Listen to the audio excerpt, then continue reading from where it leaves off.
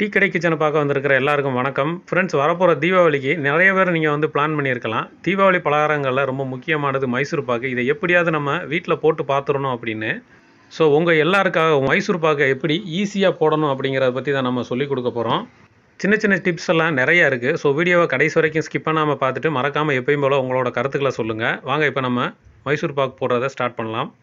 இன்றைக்கி நம்ம மைசூர் பாக்கு போட போகிறது 2 கப் அளவு, அதாவது 400 கிராம் அளவுக்கு கடலை மாவு எடுத்து அதுக்கு தான் மைசூர் பாக்கு பண்ண போகிறோம்.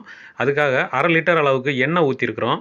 இந்த எண்ணெயை ஒரு பக்கம் சூடாக விட்டுட்டு வாணலியில் இன்னொரு பெரிய இரும்பு சட்டியில் 1/2 கிலோ அளவுக்கு ஜீனி போட்டிருக்கிறோம். அந்த ஜீனி முங்குற அளவுக்கு கொஞ்சமாக தண்ணி ஊற்றி இந்த சீனி எல்லாத்தையுமே நல்லா கரைச்சிக்கலாம். 400 கிராம் கடலை மாவுக்கு இந்த 1/2 கிலோ ஜீனியோட அளவு வந்து போதுமானது தான். இனிப்பு வந்து ரொம்ப அதிகமாக இருந்தது அப்படின்னாலும் மைசூர் பாக்கு சாப்பிட்றதுக்கு ஒரு மாதிரியாக இருக்கும். அதனால் இந்த 1/2 கிலோ அளவு நமக்கு சரியாக வரும். இப்போ நம்ம சேர்த்த ஜீனி எல்லாத்தையுமே தண்ணியில் நல்லா கரைச்சி விட்ருவோம்.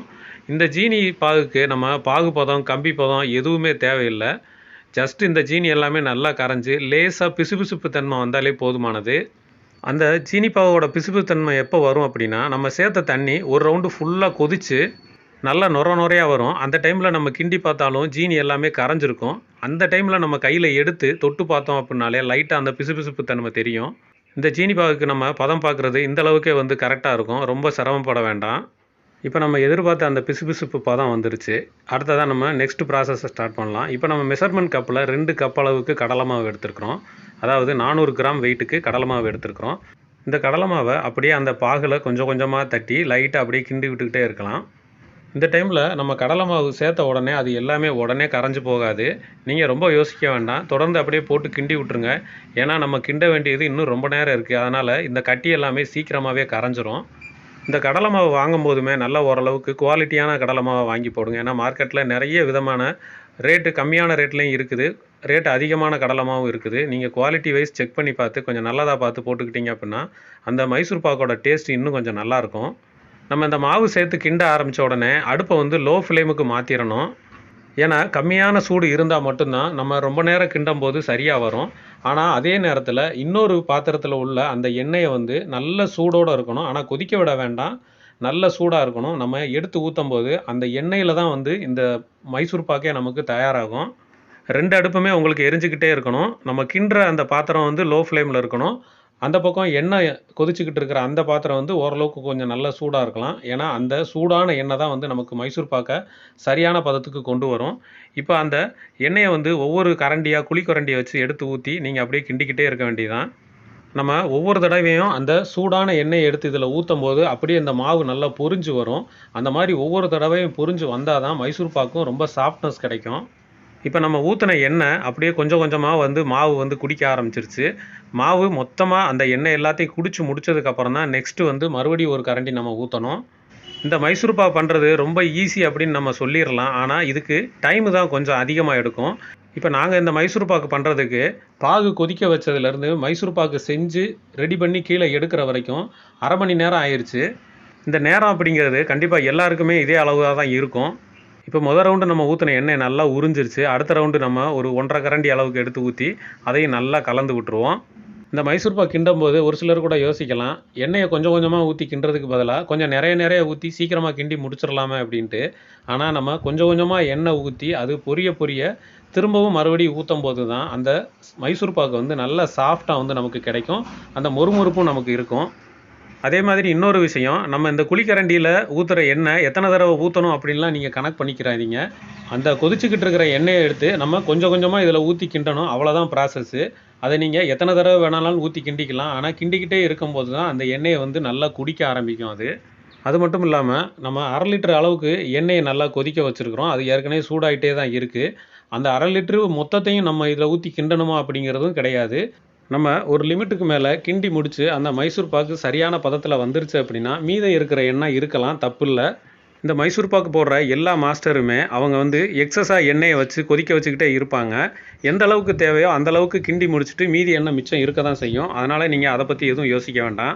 இப்போ அந்த எண்ணெய் ஒவ்வொரு கரண்டியும் நம்ம ஊற்றும் போதும் அந்த மாவு நல்லா உள்வாங்கிட்டே இருக்கும். கொஞ்சம் கொஞ்சமாக கட்டியாகவும் வரும். ஆரம்பத்தில் கொஞ்சம் தண்ணியாக இருக்கிற மாதிரி இருந்தது. அடுத்து கொஞ்சம் பேஸ்ட் பதத்துக்கு வந்தது. திரும்ப நம்ம எண்ணெய் சேர்த்து அப்படியே கிண்டும் போது அது ஒரு கட்டி பதத்துக்கு அப்படியே வர ஆரம்பிக்கும். இந்த மைசூர் பாக் கிண்டும்போது கையை எடுக்காமல் அப்படியே தொடர்ந்து கிண்டிக்கிட்டே இருக்கணும். அது மட்டும் இல்லாமல் எண்ணெயை ஊற்றிட்டு கிண்டும்போது ரொம்ப கவனமாக கிண்டணும். எண்ணெய் வந்து தெறிக்கிற மாதிரி இருக்கும். இப்போ பாருங்கள், நல்லா ஓரளவுக்கு ஒரு 3/4 பதத்துக்கு கரெக்டாக வந்துருச்சு. இது பார்க்குறதுக்கு அப்படியே முழுசாக மைசூர் பாக்கு பதத்துக்கு வந்த மாதிரியே தெரியும். நம்பிடக்கூடாது. ஏன்னா இன்னும் கொஞ்சம் நேரம் நம்ம கிண்டுனா மட்டும்தான் அந்த கரெக்டான முழு பதமும் வரும். ஒருவேளை இதுதான் கரெக்டான பதம்னு மறந்தாப்புல நம்ம இறக்கிட்டோம் அப்படின்னா, இது நல்லா ஆறுனதுக்கப்புறம் அப்படியே ரொம்ப ஹார்டாக மாறிடும். ஸோ அதனால் இன்னும் கொஞ்சம் நேரம் நம்ம வந்து கிண்ட ஆரம்பிக்கலாம்.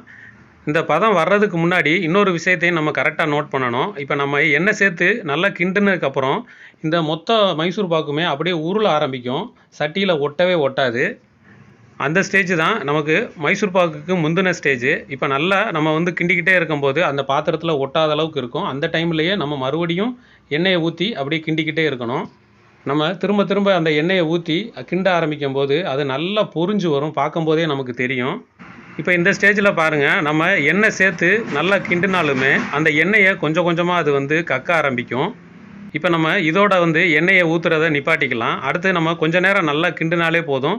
பார்க்குறதுக்கு நல்லா பால்கோவா பதத்துக்கு அது தெரியும். இதுதான் வந்து கரெக்டான ஸ்டேஜ். இந்த டைமில் நம்ம அடுப்பை ஆஃப் பண்ணிவிட்டு ஏற்கனவே ஒரு பாத்திரத்தில் லேசாக எண்ணெய் தேய்ச்சி வச்சுருக்குறோம். அந்த பாத்திரம் வந்து கொஞ்சம் ஹைட்டாக இருந்தது அப்படின்னா நல்லா ப்ரௌனிஷாக வந்து நமக்கு வரும். இப்போ இந்த பாத்திரம் நல்லா கீழே வந்து குடுவை மாதிரி இருக்குது. இதில் கீழே நல்லா எண்ணெய் தேய்ச்சி வச்சுருக்குறோம். அந்த பாத்திரத்தில் நீங்கள் எண்ணெய் தேய்ச்சிக்கலாம். அப்படி இல்லைன்னா நெய் இருந்துச்சுன்னா கூட நெய்யை கூட ஃபுல்லாக அப்ளை பண்ணி வச்சுக்கலாம். இப்போ இதில் எல்லாத்தையுமே நம்ம கிண்டி முடித்த மைசூர் பாக்கை உடனே கொஞ்சம் கூட தாமதிக்காமல் இதில் அப்படியே மொத்தமாக தட்டிட வேண்டியது. இதை பார்க்கும்போதே தெரியும் உங்களுக்கு உள்ளே நல்லா பபுள்ஸாக நல்லா லேயராக இருக்கும். இதுதான் வந்து நமக்கு கரெக்டான டைமு. இதை அப்படியே வந்து நல்லா ஒன்று போல் பரப்பி மட்டும் விடணும். ரொம்ப ப்ரெஸ் பண்ணி அமைக்கிற வேண்டாம். அந்த உள்ளே இருக்கிற பபுள்ஸ் எல்லாமே வெளியில் வந்துருச்சு அப்படின்னா மைசூர் பாக்கு ரொம்ப ஹார்டாயிரும். இப்போ நம்ம தட்டின இந்த மைசூர் பாக்கை ஒரு சின்ன கரண்டி வச்சு அப்படியே ஒன்று போல் பரப்பி மட்டும் விட்டுருவோம். ரொம்ப ப்ரெஸ் பண்ணலை. இதில் நம்ம மொத்தமாக ஊற்றும்போது எண்ணெயோடு சேர்த்து தான் அப்படியே ஊற்றிருக்கிறோம். இந்த எண்ணெய் இருக்கிறதுனால நீங்கள் எதுவும் யோசிக்க வேண்டாம். ஏன்னா கொஞ்ச நேரம் கழித்து இந்த எண்ணெய் எல்லாத்தையுமே அதுவே மறுபடியும் வந்து உரிய ஆரம்பிச்சிரும். இப்போ இந்த பாத்திரத்தில் எல்லாத்தையுமே நல்லா பரப்பி வச்சுட்டோம். இதிலேருந்து ஒரு 1/4 மணி நேரம் கழித்து ஒரு கத்தியை வச்சு ஃபுல்லாக எல்லாத்தையுமே நம்ம சின்ன சின்ன கோடுகளாக போட்டு வச்சுக்கிறணும். இந்த டைமில் நம்ம இதை கரெக்டாக கோடுகள் போட்டு வைக்கலை அப்படின்னா திரும்ப அது உடச்சி தான் நம்ம எடுக்க முடியும். மைசூர் பாக் கரெக்டான பீசஸாக வந்து நமக்கு கிடைக்காது. இந்த கோடு போடும்போது உங்களுக்கு பிடிச்ச மாதிரி கரெக்டான சைஸுக்கு சின்னதாக இருந்தாலும் சரி, பெருசாக இருந்தாலும் சரி நீங்களே வந்து போட்டு வச்சுக்கோங்க. இப்போ நம்ம எல்லாத்துலேயும் கோடு போட்டு வச்சுட்டோம். இதுக்கு அடுத்ததாக ஒரு 2 மணி நேரம் இது எல்லாத்தையுமே நல்லா ஆற விடணும். ஒரு 2 மணி நேரம் கொஞ்சம் பொறுமையாக காத்திருந்து அதுக்கப்புறமா எடுத்து பார்த்தோம். அந்த எண்ணெய் எல்லாத்தையுமே மொத்த மைசூர் பாக்கும் அப்படியே உறிஞ்சிருச்சு. இப்போ அந்த தட்டில் இருக்கிறத அப்படியே மொத்தமாக கவுத்து இன்னொரு தட்டில் போட்டு வச்சிட்டோம். ஏற்கனவே நம்ம சூடாக இருக்கும்போதே கோடு போட்டு வச்சிட்டோம். அதனால் ஒவ்வொரு பீஸாக உடச்சி எடுக்கிறது ரொம்ப ஈஸியாக இருந்தது. எடுத்து பார்க்கும்போதே உள்பக்கம் நல்லா கொஞ்சம் ப்ரௌனிஷாக வந்திருந்தது. இந்த ப்ரௌனிஷாக வர்றதுக்கு காரணம் என்னென்னு பார்த்தீங்கன்னா, இந்த மைசூர் பாக்கை நம்ம செஞ்சு ஊற்றும்போது நல்லா உயரமான பாத்திரத்தில் ஊற்றினோம் அப்படின்னா அது அந்த ப்ரெஷர் தாங்காமல் மேலே இருக்கிற எல்லாமே ஒயிட்டாக இருக்கும். உள்ளே வந்து அப்படியே ப்ரௌன் கலரில் மாறிடும். எந்த ஒரு டிஷ்ஷுமே நமக்கு பண்ணுறதுக்கு முன்னாடி ரொம்ப கஷ்டமாக இருக்கிற மாதிரி தெரியும். ஆனால் நம்ம ஒரு தடவை ட்ரை பண்ணி பார்த்துட்டு அது நல்லா வந்தது அப்படின்னா அதை விட ஒரு ஈஸியான வேலை எதுவுமே இருக்காது. இப்போ இன்றைக்கி நாங்கள் சொன்ன அளவுகளில் இந்த மாதிரி ரெடி பண்ணி பார்த்தோம். எங்களுக்கு 1 கிலோ 300 கிராம் அளவுக்கு மைசூர் பாக்கு கிடச்சிது. நீங்கள் உங்கள் வீட்டுக்கு எவ்வளவு தேவை அப்படின்னு கணக்கு பண்ணி அதுக்கு தகுந்த மாதிரி இந்த மாவு மற்ற அளவுகளையும் டிவைட் பண்ணி சேர்த்துக்கோங்க. நீங்களும் வீட்டில் இதே மாதிரி ஒரு மைசூர் பாக்கு செஞ்சு சாப்பிட்டு பார்த்து உங்களுக்கு டேஸ்ட் எப்படி இருந்ததுன்னு மறக்காமல் கமெண்ட்டில் சொல்லுங்கள். நம்ம நாளைக்கு ஒரு சூப்பரான வீடியோவில் சந்திக்கலாம். தேங்க்யூ.